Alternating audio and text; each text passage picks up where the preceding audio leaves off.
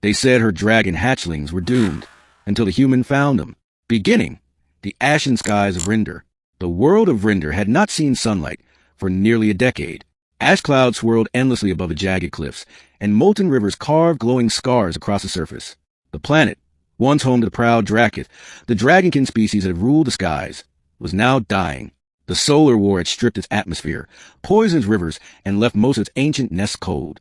High on Mount Cindervane, deep within a crystal cave, Sarathra, one of the last living queen broodmothers, lay curled around a cluster of 6 dimly glowing eggs. Her scales, once of radiant gold, were dulled and flaking. Every breath came out as a puff of smoke, laced with blood. The air was thin, the geothermal vents flickering like dying embers, the planet's life essence fading away. Her voice was a low growl, trembling with exhaustion. "Hold, my children. Just hold. The light will find you." But the truth was cruel. The hatchlings were doomed. Without the heartfire, a source of radiant energy, once drawn from the planet's core, the eggs could not sustain life. Every other queen broodmother before Sarathra had watched her eggs turn to stone. Then came the message from the stars, faint, distorted, but unmistakably human. A salvage crew from Earth's outer colonies had detected a life signal in the ruins of Rinder.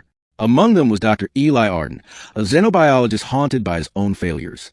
He'd once been a pioneer in cross-species genetics, studying how to repair dying ecologies after wars.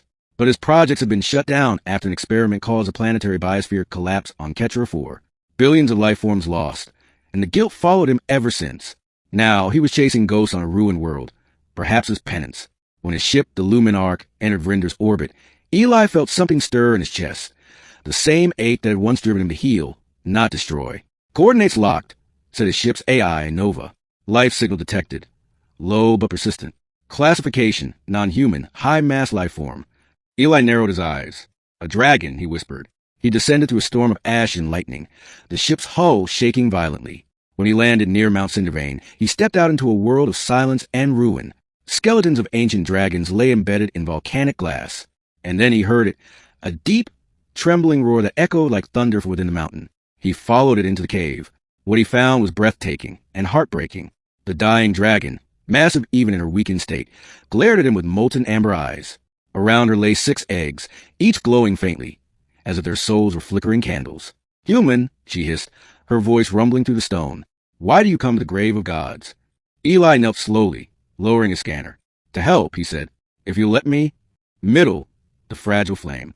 Days passed as Eli worked within the cave, setting up energy stabilizers and bioconduits. Nova's drones floated around, analyzing the molecular structure of the eggs. Sarathra watched him warily, though her strength was fading fast. "The hatchlings' hearts grow cold," she murmured one night. "The fire within them wanes. You cannot bring back what the planet itself has lost." Eli studied the readings on his wrist console. "Not lost," he said. "Just disconnected. If I can bridge your world's old bioenergetic matrix with artificial plasma conduction, maybe." She growled, smoke curling from her nostrils. "You speak in machine tongues." He looked up at her, this ancient, noble being reduced to despair, and realized words would fail. So instead, he showed her. He knelt beside one of the eggs and placed a small crystalline rod beside it. A faint hum filled the air. The egg pulsed once, twice, then glowed brighter. Inside, a faint silhouette moved. Sarathra's eyes widened. "It moves?" "Yes," Eli said quietly. "But it's not stable yet. The planet's magnetic field is too weak. I need a stronger power source." "The heartfire," she rumbled. "But it sleeps deep in the molten veins of the world." Eli took a breath. "Then I'll go find it." Sarathra let out a low, rumbling laugh, bitter and sad. "You? A fleshling? The heartfire melted my kin. You would die before you took 10 steps in its chamber." "Maybe," Eli said, shouldering his pack. "But I've already died once before. Sarathra, not in body, but in purpose." He left at dawn, if dawn could be called a dim shift from black to gray. His descent into the molten chasms beneath Vrinder was like walking into a nightmare. The heat seared through his suit's shield layers.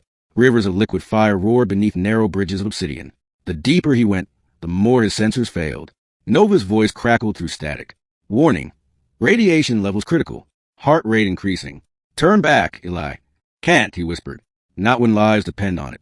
He finally reached the heartfire chamber, a vast cavern pulsing with radiant energy. In the center, a sphere of plasma rotated slowly, tethered by golden veins of molten crystal. It looked alive, breathing, almost sentient. His instruments went wild. This isn't just energy," Eli said. "It's consciousness." He realized with awe, The Heartfire wasn't merely a power source. It was the soul of Rinder, the neural network of the planet itself. The dragons had evolved as extensions of its consciousness, symbiotic beings born from its will. If he could connect the Heartfire directly to the eggs, not to drain it, but to link it, the hatchlings might survive. He extended his gauntlet and activated his plasma conduit. Nova, sync relay channels. Prepare for transference. Not a lie, Nova warned. Direct synchronization with Ascension Energy Matrix could burn your neural pathways. He smiled faintly. Guess I'll find out what it feels like to think like a dragon. He plunged his gauntlet into the Heartfire. Pain exploded through him, light, sound, and emotion merging into one overwhelming symphony. He saw memories, the rise of dragon empires, the first contact with humans, the wars that shattered both civilizations. And deeper still, he felt the sorrow of Rinder itself, a planet mourning its children. Show me how to save them, Eli gasped, and the Heartfire answered.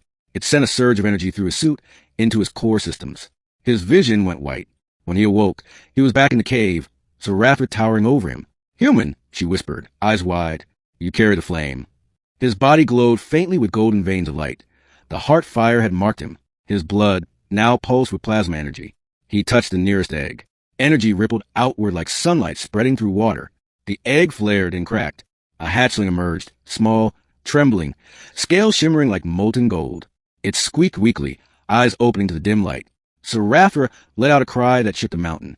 Alive, they live. One by one, the other eggs stirred. The second cracked, then the third. Soon, all 6 hatchlings were breathing, curling beneath their mother's wings. Eli collapsed to his knees, exhausted but smiling. You did it, he murmured. You brought them back. No, she said softly. We did. But joy was short-lived. Outside, the sky blazed red. From orbit, an Imperium mining fleet had detected the Heartfire surge. They were coming, drawn by the promise of energy that could power 1,000 worlds. Eli's communicator crackled. Unauthorized energy anomaly detected. Human signature identified. Prepare for extraction, Dr. Arden. The Heartfire belongs to the Imperium. He looked at Seraphra. They'll kill everything to get it. She bared her fangs.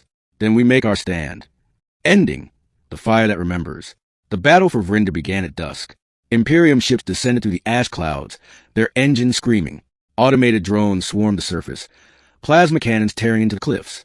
Eli and Seraphra stood side by side, the last human and the last dragon queen, against the invasion. Protect the hatchlings, Eli said, adjusting his plasma rifle. Seraphra roared, the Heartfire glow radiating from her throat. Her wings, once tattered, flared wide, each membrane shimmering with molten light. Protect the future, she thundered. The first wave of drones arrived. Seraphra unleashed a beam of pure Heartfire from her mouth, vaporizing the machines instantly. Eli used his suit's enhanced systems, channeling plasma blasts that cut through steel like paper. Nova coordinated energy barriers around the nest. But the Imperium fleet was relentless. Dropships deployed shock troopers in mechanized exosuits. Explosions rocked the mountain. A beam struck Seraphra's flank. She roared in agony but did not fall. She shielded the nest with her body, her wings burning as she fought to keep the hatchlings safe. Eli's voice broke through the chaos. Nova, redirect all power to the Heartfire conduit. That will destabilize your neural link, Eli. Do it. He charged toward the Heartfire's relay beacon, a crystal node glowing at the center of the cavern. He touched it, and the light surged through him again. His eyes turned golden, his voice merging with the planet's pulse. All across Vrinder, the ground trembled. Rivers of molten gold rose from the fissures, coiling into massive serpents of fire, the ancient spirits of dragons reborn through the Heartfire. The Imperium soldiers froze in terror as those fiery forms struck, devouring their ships midair. Seraphra looked down at Eli, now standing amidst the glow, his body radiating light. You are one of us, she whispered. He smiled faintly, blood running from his nose. Guess evolution works in mysterious ways. Then the mountain erupted. The Heartfire unleashed a wave of energy that swept across the planet, consuming everything. Ships, metal machines, but sparing life. The hatchlings glowed, their small eyes reflecting their mother's light. Seraphra spread her wings one last time, covering them. When the storm cleared, the skies of Vrinder were no longer gray. The ash clouds parted, revealing a pale, fragile sun. Seraphra lay motionless beside her young, her breath slowing. Eli knelt beside her. You kept your promise, she said weakly. The light found them. Tears glimmered in Eli's eyes. Because you never gave up. She looked at him one last time. The Heartfire remembers. You are its keeper now. And with that, She closed her eyes, her body turning into glowing dust that drifted upward, becoming one with the sunlight. Eli stood silently for a long time. The hatchlings crawled to him, chirping softly, nuzzling his hands. He smiled through his tears. "Don't worry," he whispered. "I'll keep the fire burning." Years later, when explorers returned to Vrinder, they found a thriving world, reborn with forests of crystal trees and rivers of molten gold. And on the highest peak stood a human figure, clad in luminous armor, surrounded by 6 majestic dragons, the last brood of Sarathra. They called him Eli the Heartfire, the man who saved the dying world by becoming its flame.